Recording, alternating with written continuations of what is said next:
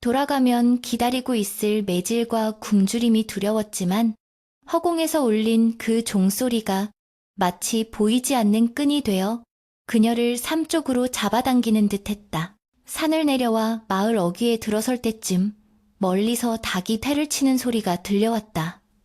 서유는 도둑고양이처럼 살금살금 최마님 댁의 뒷문으로 들어섰다. 대문 옆에 붙어있는 쓰러져가는 행랑채가 그녀의 거처였다.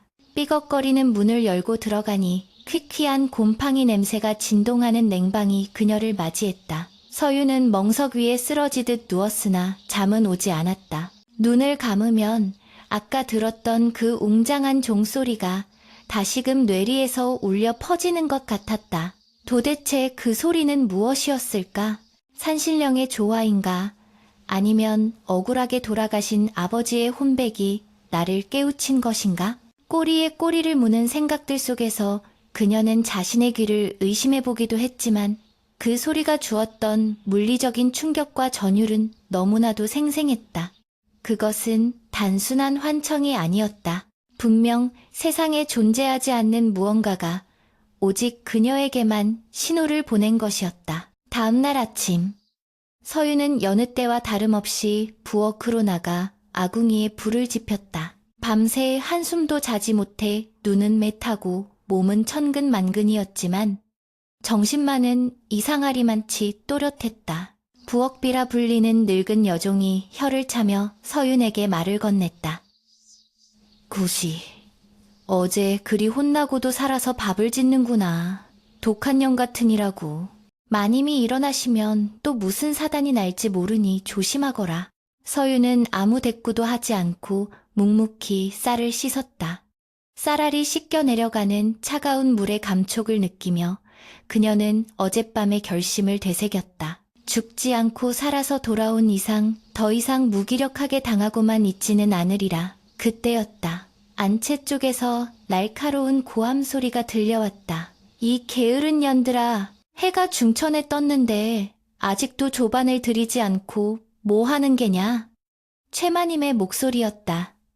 서유는 재빨리 밥상을 차려들고 안채로 향했다. 마루에 앉아 긴 담뱃대를 물고 있던 최마님은 서윤이 들어오자마자 눈을 부라리며 쏘아붙였다. 오냐, 내년이 제 발로 기어들어왔구나. 어제 국그릇을 엎고 도망칠 때는 다시는 안 볼 줄 알았더니 배고픈 건 못 참겠더냐? 최마님은 비릿한 웃음을 흘리며 옆에 서 있는 집사에게 눈짓을 했다. 집사는 음흉한 눈빛으로 서윤을 훑어보며 비열하게 웃었다. 마님, 안 그래도 건너마을 박영감네서 사람을 보내왔습니다. 첩실로 드릴 아이를 찾는다는데 값이 아주 후하다고 합니다.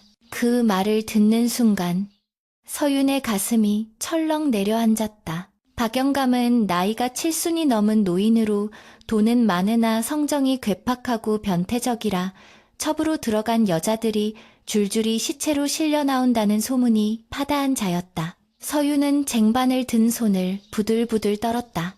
최마님이 자신을 팔아넘기려 한다는 것은 짐작하고 있었지만 하필이면 그 악명 높은 박영감이라니. 이번에는 어젯밤처럼 천지를 뒤흔드는 큰 소리가 아니었다. 마치 귓속말을 하듯 작고 은밀한 울림이었다. 하지만 그 소리가 들려오는 순간 서윤의 시선이 저절로 안방 구석에 놓인 자개장 쪽으로 향했다. 기이한 일이었다. 자신의 의지와는 상관없이 눈길이 자개장, 정확히는 그 자개장 밑을 받치고 있는 낡은 괴목헬의 받침대로 빨려 들어갔다. 마치 그곳에 무언가가 있다는 듯 종소리는 그곳을 바라볼 때마다 미세하게 톤을 달리하며 웅웅거렸다. 저기에 무엇이 있는가? 서유는 직감했다. 이 종소리는 단순한 환청이 아니라 자신에게 무언가를 알려주려는 신호라는 것을. 그녀는 마른 침을 삼키며 최마님 몰래 그곳을 곁눈질했다. 평범해 보이는 받침대였지만 왠지 모를 위화감이 느껴졌다. 무얼 그리 멍하니 서 있느냐? 당장 나가서 일하지 않고. 최마님의 호통 소리에 서유는 퍼뜩 정신을 차리고 뒷걸음질쳐 방을 빠져나왔다. 부엌으로 돌아온 서윤의 심장은 쿵쾅거렸다. 박영감에게 팔려가기까지는 며칠의 시간이 남아 있었다. 그 안에 무언가를 해야만 했다. 그리고 그 시작은 종소리가 가리킨 저 안방의 자개장 밑을 확인하는 것이었다. 하지만 서슬퍼런 최마님의 감시를 피해 어떻게 안방을 뒤질 수 있단 말인가? 서유는 부직갱이를 쥔 손에 힘을 주었다. 두려움보다는 호기심과 어쩌면 이것이 유일한 살 길일지도 모른다는 막연한 희망이 그녀의 눈동자의 생기를 불어넣었다. 어젯밤 죽음의 문턱에서 그녀를 건져 올린 그 보이지 않는 종소리가 이제는 그녀를 위험천만한 모험의 길로 인도하고 있었다. 서유는 입술을 깨물었다.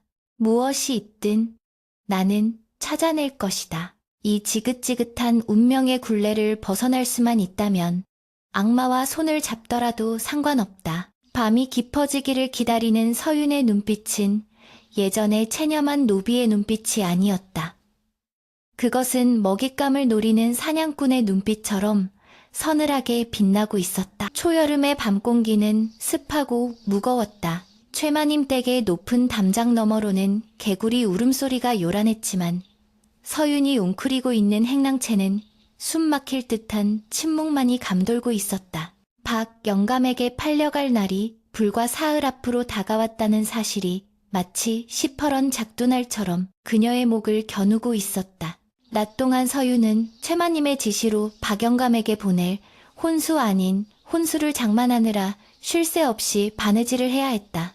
자신이 입고 팔려갈 비단 옷을 스스로 짓는 심정은 산채로 수의를 입는 것보다 더 비참했다. 최마님은 내년이 복을 타고 나서 늙은 신랑 덕에 호강하게 생겼다며 비아냥거렸고 곁에 있던 늙은 유모는 가서 아이라도 낳으면 팔자가 피는 것이라며 짐짓 위로하는 척 했으나 그 눈빛에는 서윤이 겪을 끔찍한 밤들에 대한 관음증적인 호기심이 번들거리고 있었다. 서윤은 바늘에 찔려 피가 맺힌 손가락 끝을 입에 물며 치밀어 오르는 오열을 삼켰다. 도망치고 싶어도 마을 입구에는 이미 최마님이 풀어놓은 왈자패들이 눈을 번뜩이며 지키고 있었고 산길은 험하여 여인의 몸으로 밤에 넘기란 불가능에 가까웠다.